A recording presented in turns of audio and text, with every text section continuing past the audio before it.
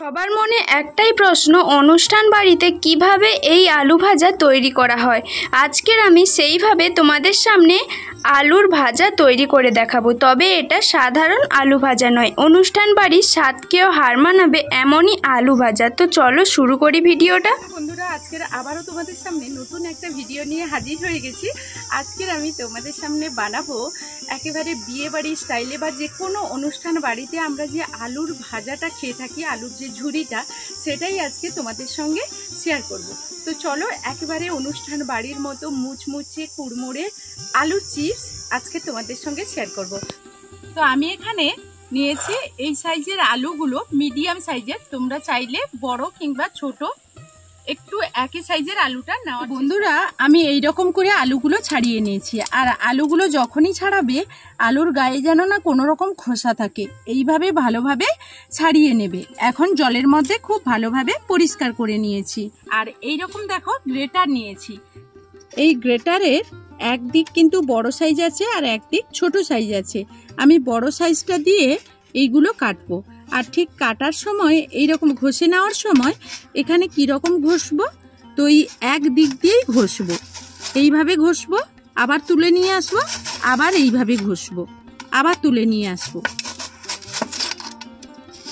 এই বড় দিকটা দিয়ে কাটলে আলুর সাইজটা ভালো হবে, আর ছোট দিকটা দিয়ে কাটলে অনেকটাই মিহি হয়ে যাবে, তখন কিন্তু ভালো হবে না। তো এইভাবে যে আলুগুলো কেটে নিয়েছি, এগুলো কিন্তু সঙ্গে সঙ্গে এইভাবে জলের মধ্যে দিয়ে দেব, না হলে আলুর একটা কষ আছে, ওটা কালো হয়ে যাবে আলুটা।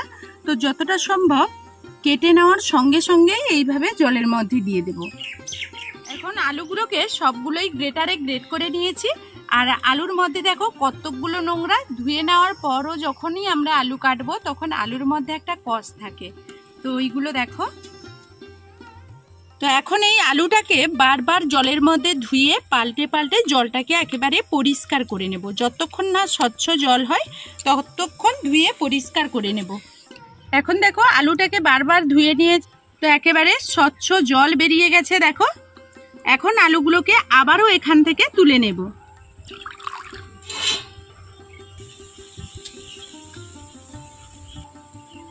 এখন আবারও ওই গামলাতে জল নিয়ে নিচ্ছি।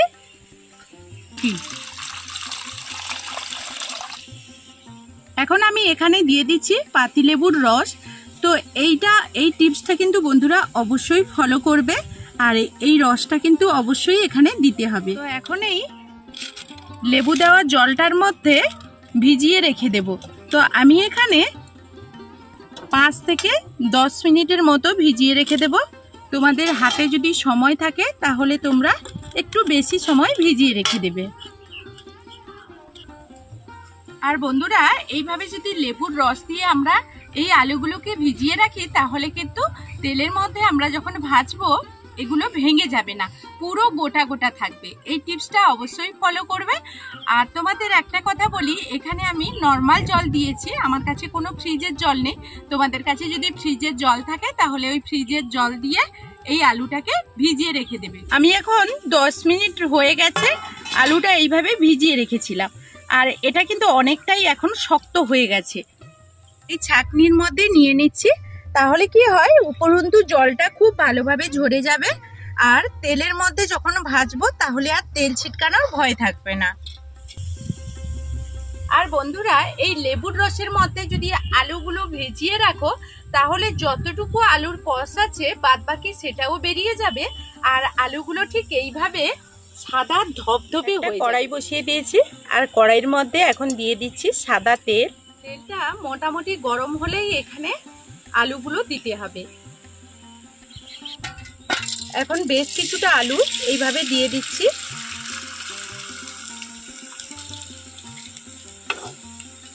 তো এখন নাড়াচাড়া করব না, এই অবস্থাতে আলুগুলো খুব ভালোভাবে একটু ফুটে উঠুক।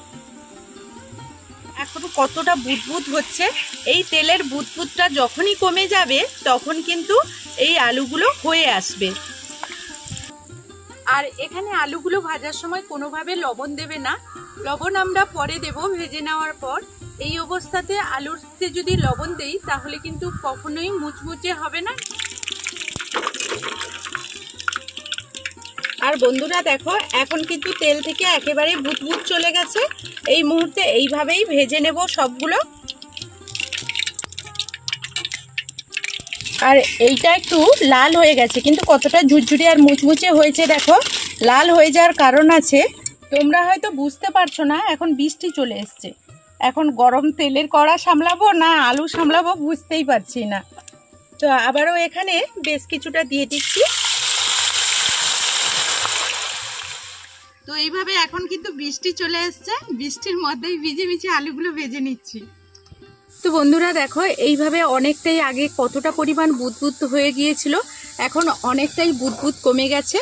আর এইভাবে আরও একটু কমে গেলে তখনই নামাবো। তো যখন নামিয়ে নেব তখন দেখাবো। আর এইভাবে এখন একটু উল্টে দেব। তো বন্ধুরা দেখো, একেবারেই বুদবুদ কিন্তু কমে গেছে, একটু একটু হচ্ছে। তো সেইগুলো এখন কিন্তু এইগুলো হয়ে গেছে। আর এইগুলো যখন আমরা তুলবো তখন কিন্তু অনেকটাই নরম থাকবে, পরে পরে এইগুলো মুচমুচে হয়ে যাবে।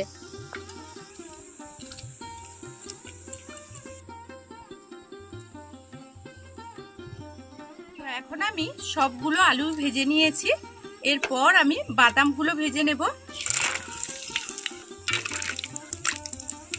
আর দিয়ে দিচ্ছি দুটো শুকনো লঙ্কা।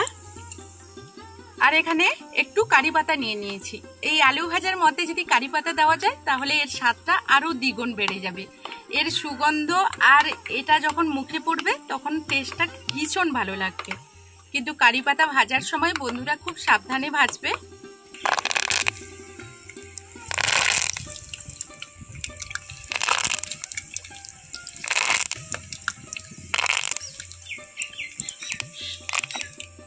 ভাজতে ভাজতে এত সুন্দর একটা সুগন্ধ ছাড়ছে, তো বন্ধুরা তোমাদের কি বলবো।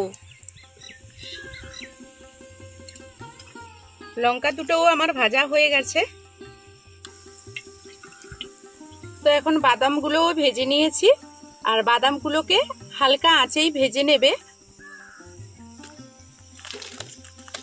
তো বন্ধুরা এখন দেখো এগুলো কতটা মুচমুচে হয়েছে। এখন আমি প্রথমে কারি পাতাটা এইভাবে ভেঙে নিচ্ছি। আর এটা কতটা আওয়াজ হচ্ছে দেখো। তো এরকম কাগজের মধ্যে নেবে, তাহলে উপরন্তু তেলটা এই কাগজের মধ্যেই থেকে যাবে।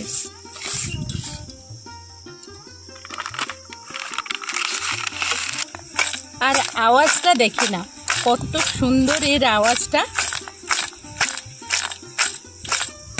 তো এখানে আমি দিয়ে দিচ্ছি একটু চাট মশলা।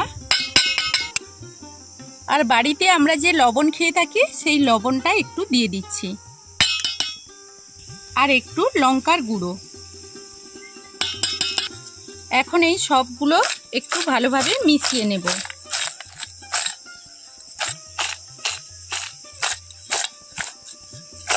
দেখো একেবারে অনুষ্ঠান বাড়ির মতো হয়েছে কিনা দেখো।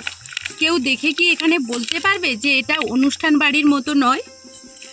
তো আমি এখন একটু এইভাবে একটা বাটিতে নিয়ে নিচ্ছি। আমি খেয়ে দেখবো এর টেস্টটা কীরকম হয়েছে।